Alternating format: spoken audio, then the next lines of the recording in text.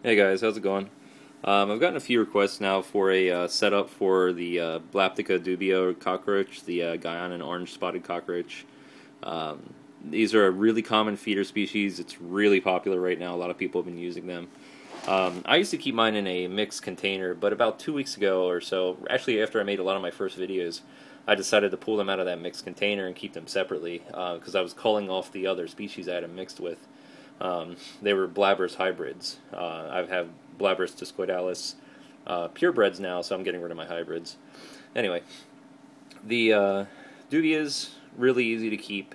I'm changing them over from this plastic container, however, because it keeps it a little too humid for them. This is 100% humidity in here at all times. It's completely sealed up. So what I'm doing is I'm moving them into an old kind of a glass terrarium here that I have with a little locking top on it. It just kind of clicks in there. It's really good if you have kids. Keeps them out of it. But what I do is, with all of my roaches, I use a substrate. So I put a cocoa fiber substrate in here, and same thing I had in this container. Cork bark, just a hollow tube of cork, essentially. And that's going to go in here. Let's just wedge that down in that. And a plastic, food bowl. I just cleaned this out with really hot water, and that'll be, put in this container. This is, like I said, it's a screened lid, so the humidity is going to be a lot lower in here, which is perfectly fine for these guys. What I do is I don't feed these guys water gel, and I know that I suggest that you guys do that on my website and in a lot of these videos, but I don't use water gel anymore. I use basically oranges as a water source, and I mist once or twice a week, and that usually keeps everything happy and healthy. I don't really have any problems with them. So anyway, moving over to the old bin, you can see I have some roaches left in here, and all I'm going to do is I'm just going to transfer handfuls, into here. And honestly, this is all you need in this container is a substrate, a hide, and a food bowl. If you want a water bowl, if you're using water crystals, I suggest, a separate container for that as well. But this will keep these guys happy. If you're using the Dubia roaches for feeders, I would suggest using a Sterlite container that's like this one, but tall, one of the 24 quarts, something like I have my hissing cockroaches in up here, a little bit taller. And you just put egg crates in the side of it, vertically. And, your 2 food and water dishes and stuff like that, and that'll keep them really happy. It gives them plenty of places to hide. They do not need a substrate. If you are feeding nymphs, you do not want to use a substrate because they're very prone to burrowing. So if you need to find nymphs, you don't want to have to dig for them every time you want to go feed something. So the best thing I would say is not to use a substrate if you're using them as your primary feeder.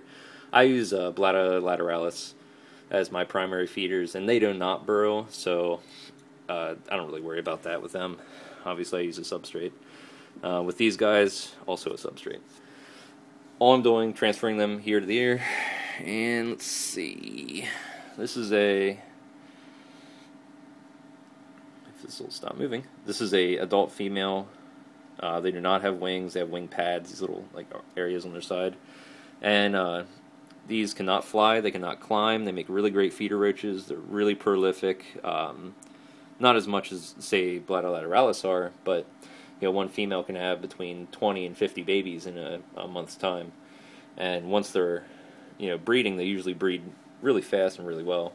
You can see the nymphs are really tiny. This isn't even the smallest one. They get bigger than that, or a little smaller than that yet. But actually, there's one.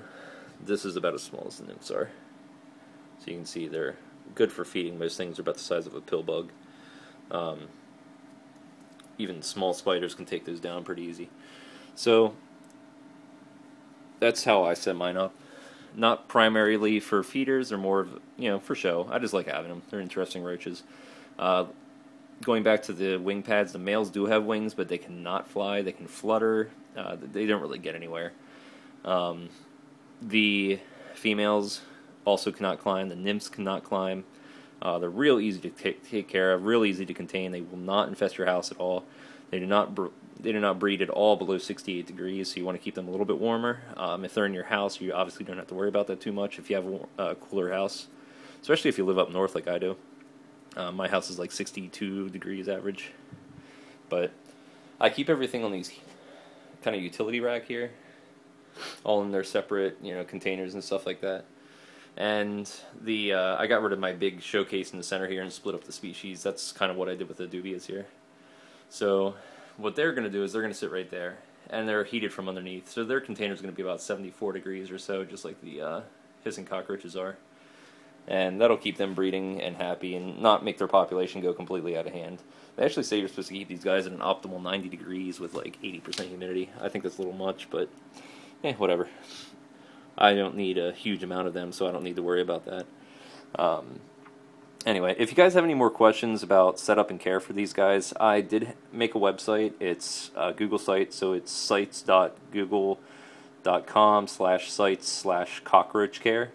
And what I'm going to do is I'm going to link that in my profile so it's a little easier for you guys to find, so you don't have to keep writing down, all that gibberish. If you guys have any comments or questions, let me know, and I'll be glad to answer them. All right, see you guys later.